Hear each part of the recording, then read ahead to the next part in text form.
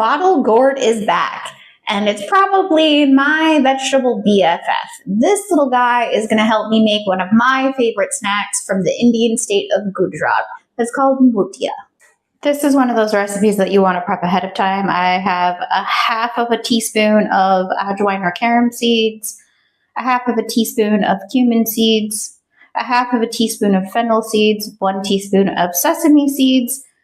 We've got 1 teaspoon of coriander powder, a half of a teaspoon of turmeric powder, a half of a teaspoon of garam masala, and a half of a teaspoon of chili powder. You will also need 1 cup of chopped coriander or cilantro, 1/4 cup of dahi, curd, yogurt, whatever you want to call it, and 2 tablespoons of a neutral flavored oil. The equivalent of 2 tablespoons of ginger garlic paste. You can also add 1 teaspoon of green chili paste if you would like it spicier. For our dry ingredients, I have 1 3/4 cups of all-purpose flour. To that, I am going to add 1/4 cup of gram flour or besan and 1/4 teaspoon of baking soda. To prep our bottle gourd for this recipe, we need to cut off the ends. Peel this little guy.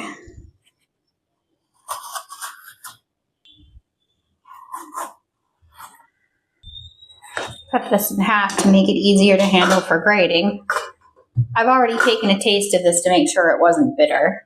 I need 2 cups of grated bottle gourd. I'm going to add the oil and stir. The curd and the oil help keep this soft. Add your ginger garlic paste and all of your spices to this as well.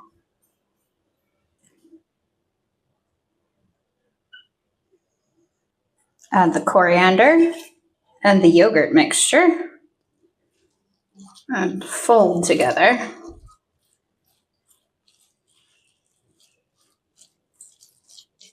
Set that aside.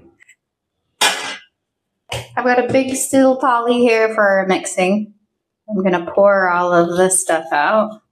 Our dry ingredients are ready. I just want to make sure that the gram flour is mixed through here, so just give it a little toss. Make a well in the center. And add in our Loki, or bottle gourd, or in Gujarati it's called Dhudhi. We just want to mix this into a firm dough.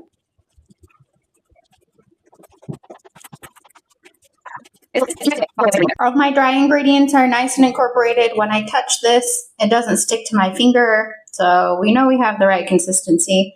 It may look a little shaggy, but trust me, it's good. I've placed water in the bottom of my kadai. Now I'm putting my steamer basket in, and I want to grease my steamer tray. I just sprayed some oil and brush it around. I only want this to be lightly coated. Make sure you have a tightly fitting lid for this.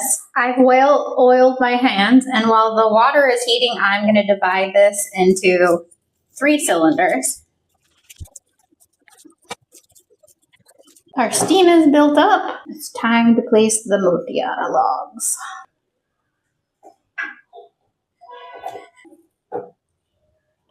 You want to make sure there's a gap between them so the water can slide back between. Otherwise, all of the water will get trapped. Put your lid back on, and this needs to steam for 15 to 20 minutes. I've reached the 15-minute mark. We just need to poke this and see if it's done in the center. It looks like it's still a little sticky, so probably another 3 minutes. I had a problem with the steam dripping down on the top of the Muthiya, making it so that it couldn't set.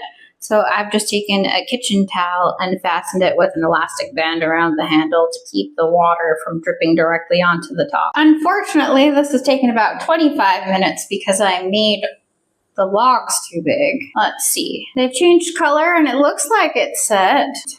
Give it a poke. It's not sticky, it's just a little crumb. It's dry, so we're good. You can see that it's set and changed colors. It's not sticky at all. So we just want to let this rest for 10 minutes. You can see the cracks in this from the condensation dropping. That's why we had to put the towel. The Muthiya have cooled to the touch now. So it's time to cut them.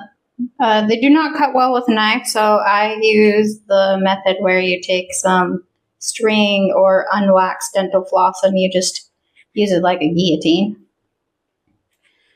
You can see it's fully cooked on the inside. Just pull in an X. You get nice clean slices, no sawing back and forth, and it won't fall apart.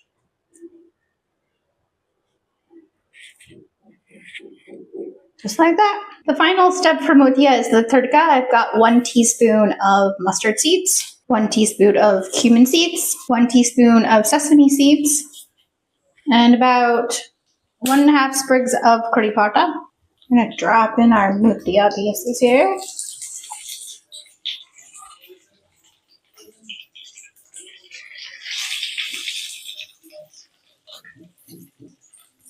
We want to lightly brown this and get it coated in our tadka spices.